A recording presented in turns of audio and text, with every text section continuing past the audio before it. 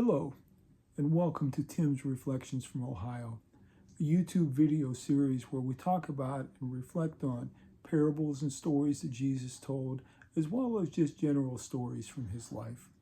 And today, in our reflection, we'll be looking at Peter, one of the disciples, and his interactions with Jesus.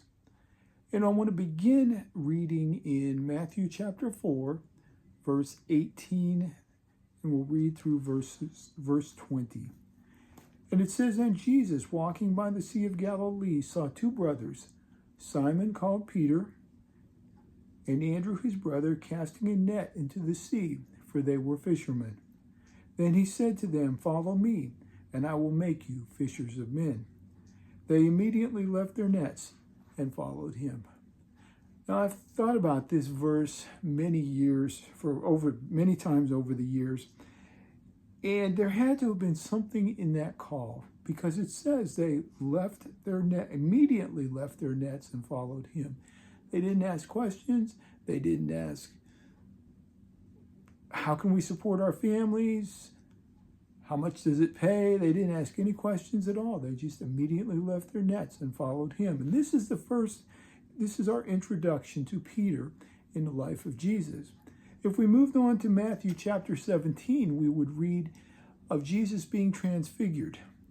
And it says that Jesus took 3 of the disciples, and Peter was one of those, up onto the mountain, and he was transfigured before them. And so Peter was part of that special moment when Jesus was transfigured. And then we'll go on to Matthew chapter 14 and look at beginning in verse 22. And this is Jesus walking on the water. It says, "Immediately Jesus made his disciples get into the boat and go before him to the other side, while he sent the multitudes away. And when he had sent the multitudes away, he went up on the mountain by himself to pray. Now when evening came, he was alone there. But the boat was now in the middle of the sea, tossed by the waves, for the wind was contrary. Now in the 4th watch of the night, Jesus went to them, walking on the sea. And when the disciples saw him walking on the sea, they were troubled, saying, 'It is a ghost.' And they cried out for fear. But immediately Jesus spoke to them, saying, 'Be of good cheer, it is I. Do not be afraid.' But Peter answered him and said, 'Lord, if it is you, command me to come to you on the water.' Then he said, 'Come.' And when Peter had come down out of the boat, he walked on the water to go to Jesus. But when he saw that the wind was boisterous, he was afraid. And beginning to sink, he cried out, 'Lord, save me.' And immediately Jesus stretched out his hand and caught him, and said to him, 'O you of little faith, why did you doubt?'" So here we get a glimpse into the personality of Peter. When the disciples were in the boat, there was a terrible storm. They saw someone walking on the water. It said they were troubled, saying, 'It is a ghost,' and they cried out in fear. But Jesus said, 'Be of good cheer, it is I. Do not be afraid.' Peter was the one that spoke up at that point and said, 'Lord, if it is you, command me to come to you on the water.' And Jesus said, 'Come.' And Peter stepped out of the boat. And I've thought about Peter stepping out into the water that night. And sometimes maybe when we would go ice skating, and I'm not talking about on an ice skating rink, but I'm talking about out in nature, we might step out cautiously onto the ice to make sure that it's safe. I don't think that Peter stepped out of the boat cautiously that night. Maybe stuck his foot out and tested the water or something. I wonder if that'll really hold me up. It says that when Peter had come down out of the boat, he walked on the water to go to Jesus. He had faith. He believed in Jesus that night. Then we have, in Matthew 26, we'll read about Peter's denial being predicted. And we'll start reading in verse 31. Then Jesus said to them, all you will be made to stumble because of me this night. For it is written, I will strike the shepherd, and the sheep of the flock will be scattered. But after I have been raised, I will go before you into Galilee. Peter answered and said to him, even if all are made to stumble because of you, I will never be made to stumble.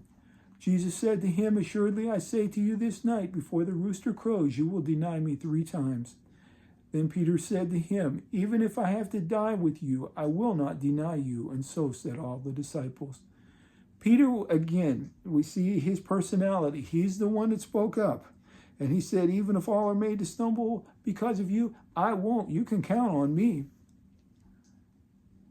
Then he went on to say, even if I have to die with you, I will not deny you. Peter had a high opinion of himself. But Jesus knew him. Jesus knew Peter's heart. And then we read on again in Matthew chapter 26, we jump over to verse 69, and we start reading there. At this point, Jesus has been arrested. He's been taken. And Peter is outside in the courtyard. And it says, now Peter sat outside in the courtyard, and a servant girl came to him saying, you also were with Jesus of Galilee. But he denied it before them all, saying, I do not know what you are saying. And when he had gone out to the gateway, another girl saw him and said to those who were there, this fellow also was with Jesus of Nazareth. But again he denied with an oath, I do not know the man. And a little later those who stood by came up and said to Peter, surely you also are one of them, for your speech betrays you. Then he began to curse and swear, saying, I do not know the man. And immediately a rooster crowed. And Peter remembered the word of Jesus, who said to him, before the rooster crows, you will deny me 3 times. So he went out and wept bitterly. This was the point where Peter's heart is changed. Up to this point, we find Peter boastful, impetuous. Just 2 words that come to mind real quick as I'm thinking about Peter and his personality. But at this point, he realizes what's truly in his heart. And it says he went out and wept bitterly. If we were to go a few chapters beyond the Gospels, a couple of chapters beyond the Gospels into Acts, we read in Acts chapter 2 about a time when Peter preached. After Jesus was taken back to heaven, Peter preached and 3,000 people were saved. This was not an impetuous, boastful, bragging Peter that we had seen before. This was the humble Peter that was now allowing Jesus into his life, into his heart. He was allowing Jesus to have total control. And what is here for us today? Our reflection today is, let's look at our lives. Are we like Peter? And it's easy to say, nope, I'm not like Peter. I would never deny Jesus like that. But how many times do we deny him in our lives today, maybe without even realizing it? How highly do we think of ourselves? Do we think, look at me, I go to church every week. I sing in the choir. I do this and I do that, and I give money to the poor, and I go help feed the hungry at the soup kitchen, and I do all of these things. But our heart is still hard inside. We're still proud. We're boastful. As the expression goes, instead of just being humble, we brag about our humility. We need to be careful. We need to know that our hearts are right before God. It's so easy to fall into a trap. It's the devil's trap where we think we're better than we are. I would never do that. How could that person do that? That pastor, we read about them or hear about them on the news, caught in sexual sin or caught in financial disgrace or whatever might be going on. And we think, how could they do that? I would never do that. But at the same time, maybe we're may not be doing that, but we're doing something different. We're cheating on our taxes. That one comes to mind real quick. We're being dishonest with our employer. We're being, I remember my employer several years ago said that they had a supply closet where you could go and, pick up office supplies. You needed pens and paper and all that kind of stuff. You could just go in, sign a paper, put your name and your boss's name on it, and take what you needed. But I remember the vice president saying that before school started, right before school started, they noticed a lot of office supplies disappeared. People were going in there and taking those and taking them home for their kids so they wouldn't have to buy them in the store at school time. That's disgraceful. That's disgraceful. And I'm not saying there were Christians doing that. I don't know who was doing that. But we need to be careful that we are not doing these shady, dishonest type of things. We need to be careful that we are honest in all of our dealings, that we have the utmost integrity.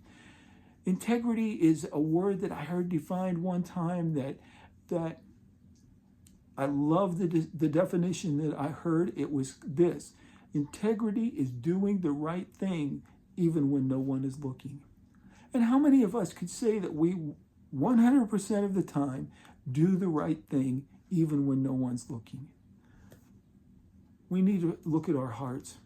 We need to make sure that our hearts are with Jesus, that we're not like Peter was in his early days, bragging and boastful and thinking, I'm good enough. I'm going to heaven. Look at all these things I'm doing. We need to know that our hearts are humble before God, that we're not boastful and proud, but that we are following Jesus. Jesus, when he was on this earth, wasn't bragging about the things that he did. He turned the water into wine at that marriage feast. We didn't see him strutting. We don't read of him strutting out of there and saying, look what I just did in there. Did you all see what I did? He wasn't like that. That wasn't Jesus. And that should not be us today. So again, our reflection is, let's look at our hearts. Let's see if there's anything in our hearts that's like we just read from the Bible about Peter. Boasting, proud, anything of those, anything of that nature. And we need to pray to God. We need to pray that he will take those things out of us. We need to pray and give those to him. Ask him to take them, to destroy our pride, destroy our arrogance and our boasting. And we need to ask him to replace that with humility and meekness. If you've been blessed with the video today, with the reflection, please hit that thumbs up button. Leave a comment. As always, I love reading those comments. And if you've not already done so, please subscribe to the channel so that you'll receive notification as new videos come out in the future. Have a blessed week. And remember, as always, remember that Jesus loves you and God loves you. They love you so much that Jesus came and he died on the cross for you and for me. He gave his life for us. Again, have a blessed week. Thank you so much for viewing the video.